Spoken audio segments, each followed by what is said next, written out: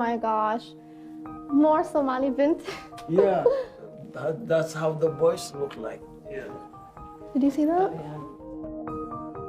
Oh my gosh, I remember Yes. this. Yes, this is Somali traditional hat. Our first home was actually half of this, and it fit 3 people. This is actually like luxury. Yeah, this is the master bedroom for the family.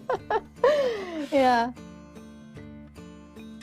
A lot of like the younger generations, because we were born in the post-Somali war, our families had fled by the time we were born, so none of us really have much recollection of Somalia or memories there because we've never been.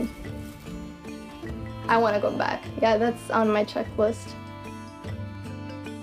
I actually brought this for you guys. I'll add more.